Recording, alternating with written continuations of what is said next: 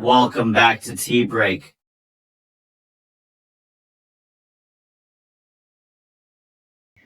अस्सलाम वालेकुम, welcome back to tea break. आपका लुकमान सुलेमानी आपके सामने। व्यूवर्स कैसे हैं आप? ठीक हैं? उम्मीद है इंशाल्लाह ठीक होंगे।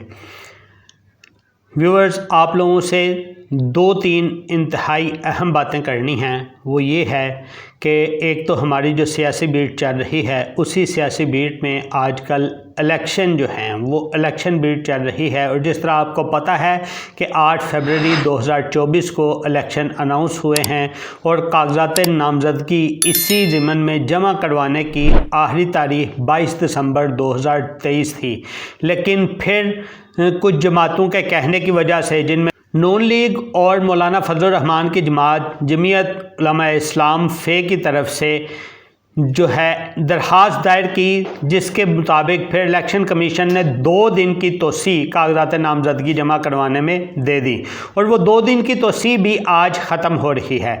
इसी के साथ साथ अगर हम बात करें तो 2 दिन पहले एक फ़ैसला आया था अदालत का, जिसमें अदालत ने बानी PTI यानी साबिक चेयरमैन इमरान खान साहब को और उन्हीं के साथ साथ शाह महमूद कुरैशी साहब को साइफ़र केस के अंदर जो है वो ज़मानत 10 लाख के मंचलों के तहत दे दी थी।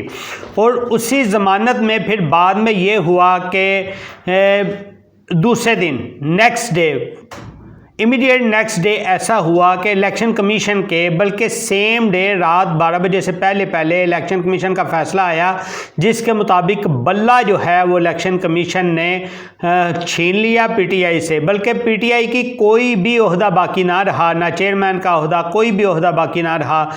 इस तरह से जो है इस वक्त अगर हम देखा जाए तो इसी इलेक्शन बीट में इलेक्शन के अंदर 2 बड़ी जमातें हैं जो कि मेन स्ट्रीम पे हैं और इसके बाद तीसरी जमात भी है। लेकिन इन दोनों बड़ी जमातों में से जो दूसरी बड़ी जमात है, या पहली अगर बोलें तब भी दूसरी, यानी दोनों में से एक इस दफ़ा और एक जो है 2018 के इलेक्शन में कहा यह जा रहा है कि एस्टैब्लिशमेंट के मरहूने मिन्नत जो है वो बहुत ज़्यादा फेवरेट रही हैं। अब एक जमात का ऐसा कहा जा रहा है कि वो 2024 के इलेक्शन में फेवरेट हैं और दूसरी का ये कहा जा रहा है कि वो 2018 के इलेक्शन में फेवरेट थी। और इसी तरह आपने ये भी देखा कि एक जमात को बिल्कुल साइड पे किया जा रहा था 2018 में, अभी इसी तरह भी 2024 के इलेक्शन में एक जमात को बिल्कुल साइड पे किया जा रहा है।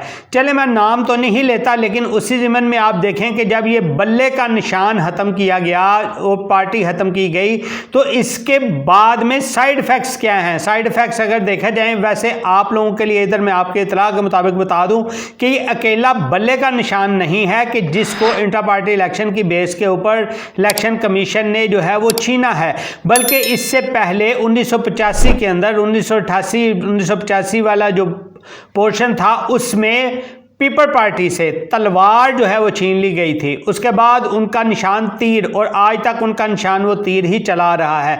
यानी ये कोई PTI पहली जमात नहीं है कि जिससे उनका इंतखाबी निशान जो है वो छीना गया। हाँ, इससे पहले PP के साथ भी ये हो चुका है, जैसा कि मैंने आपको बताया। बिल्कुल ऐसे ही 1985 और 1988 वाली ये जो टर्म थी, इस टर्म में पीपल पार्टी से तलवार का निशान छीन के उनको तीर का निशान, फिर अब वो तीर के निशान से ही फेमस भी हैं और अब वो तीर के निशान से ही अपने इलेक्शन लड़ते हैं। इसी के साथ साथ अगर हम देखें तो ये बल्ले के निशान के बाद इसके नुकसानात क्या हैं। बल्ले के निशान छीनने के हम नुकसानात देखें, इमरान खान साहब के बाद गौहर अली खान साहब, बैरिस्टर गौहर अली खान साहब को चेयरमैन नामजद किया गया था, जो कि अब वो भी चेयरमैन नहीं रहे। तो उनका ये कहना था कि अगर किसी वजह से बल्ले का निशान PTI के पास नहीं रहता तो फिर ऐसा होगा कि PTI के जितने भी कागजात नामजदगी होंगे, जितने भी उम्मीदवार होंगे, वो सारे के सारे एक आज़ाद हैसियत से लड़ेंगे। और आज़ाद हैसियत से लड़ने का क्या मतलब है? वही जैसा कि आपको पहले भी पता है और बताया भी था कि अगर बल्ला छीन जाएगा, फिर किसी को ये फूल मिल जाएंगे, किसी को गमला मिल जाएगा, किसी को बॉटल मिल जाएगी, किसी को चाबी मिल जाएगी, किसी को स्टैंड मिल जाएगा, किसी को साइकिल तो है पहले से एक का है, ट्रैक्टर है, ये चीज़ें किसी को मिल जाएंगी। जब इससे होगा तो वोटर बहुत कंफ्यूज होगा। वोटर जाएगा तो जाके उसको ये नहीं पता लगेगा या याद रहेगा एग्जैक्ट वोटिंग वाले दिन कि ये कौन सा आज़ाद उम्मीदवार है। क्या ये आज़ाद उम्मीदवार ऐसा है कि जो पीपी का हामी था, या ये आज़ाद उम्मीदवार ऐसा है कि जो नून का हामी था, या ये वाला आज़ाद उम्मीदवार ऐसा है जो पीटीआई का हामी था।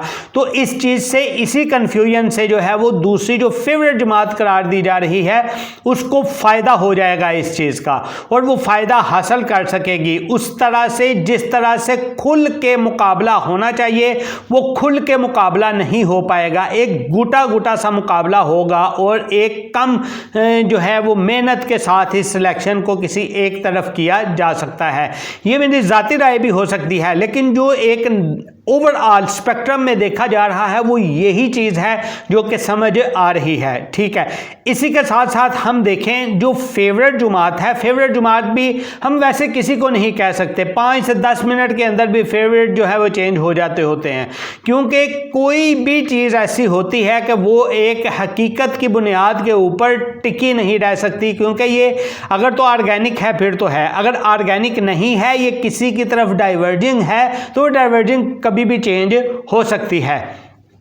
अमीमू तौर पे ये डाइवर्जिंग जो है वो 3 माह इलेक्शन से पहले तक नज़र आनी शुरू हो जाती है, जो कि अभी नज़र आ रही है। और हवाएं, आपको भी पता है कि शेर की तरफ हवाएं चल रही हैं और शेर का चांस ज़्यादा नज़र आ रहा है। लेकिन इसके साथ साथ पिछले 2 दिन से हम ये भी सुनते आ रहे हैं कि शेर की कुछ अनबन हुई है, जिस वजह से ये पीटीआई के साबका चेयरमैन यानी बानी पीटीआई वो और शाह महमूद कुरैशी साहब को रिलीफ मिलना शुरू हुआ। अच्छा, इसके बाद ये जो बल्ले वाला निशान छीना गया, इसके ऊपर इन्होंने केस लेके अपनी अपील अदालत में जानी चाहिए, लेकिन टाइम चूँकि थोड़ा था, इन्होंने इसको अभी पेंडिंग कर दिया कि चलें आज़ाद हैसियत से उम्मीदवार इलेक्शन तो लड़ें, इसको हम बाद में टैकल करते रहेंगे, इसको बाद में देखते रहेंगे। एक तो ये खबर थी। अच्छा, इसी के साथ साथ आपको ये बता दें कि बहुत अहम और दिलचस्प वाक़यात होने वाले हैं। दूसरी वीडियो, इसके बाद आने वाली वीडियो वो ज़रूर देखिएगा, उसमें आपको ये बताएंगे कि कौन कौन सी पार्टीज़ हैं जो इलेक्शन कमीशन में रजिस्टर्ड हैं, और कौन कौन सी पार्टी रजिस्टर्ड होने के बाद उनमें किन किन ने अपने कागजात नामजदगी किस किस हल्का से जमा करवाए हैं, और उनको क्या क्या इंतखाबी निशानात अलाट होंगे।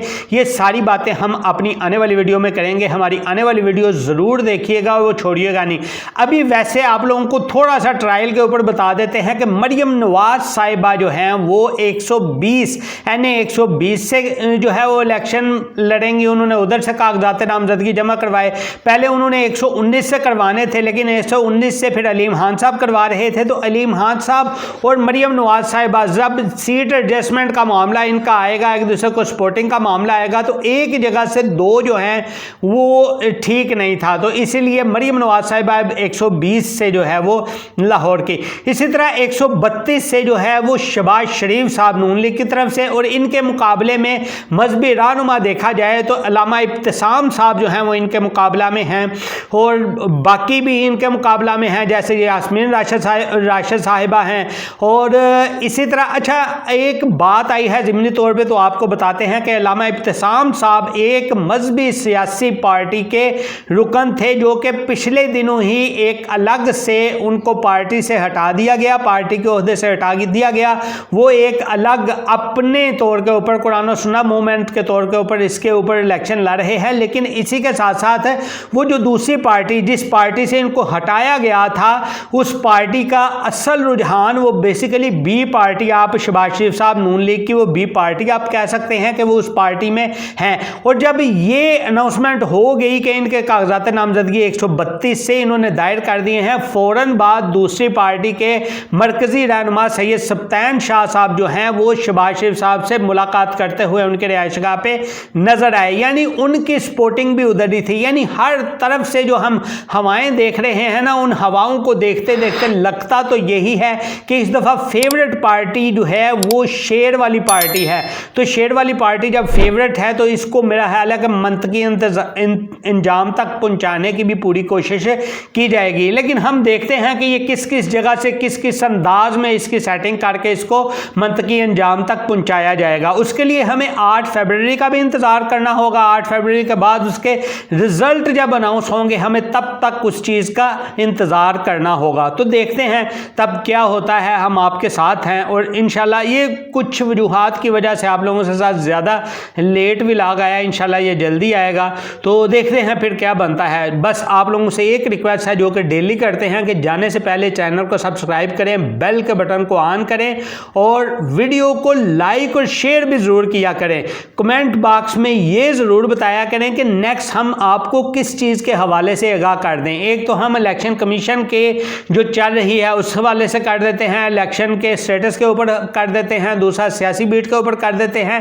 लेकिन इसी के साथ साथ आप क्या चाहते हैं कि किस हवाले से हम आपको बताते रहें। कुछ ऐसे पॉइंट्स आप बता सकते हैं, ऐसा स्क्रिप्ट बता सकते हैं, ऐसा टॉपिक बता सकते हैं जिसके ऊपर हम अपनी रिसर्च करके बात करें और बात करके आपको बताएं कि ये चीज़ चल रही थी। आप फिर उसके ऊपर रिबर्टर के तौर के ऊपर हमें बता सकते हैं कि हमारी रिसर्च किस हद तक ठीक थी और किस हद तक ठीक नहीं थी। आपकी इस चीज़ का भी इंतज़ार रहेगा और ये कमेंट करके ज़रूर बताइएगा। जाते जाते चैनल को सब्सक्राइब करते जाएं। अल्लाह हाफिज़।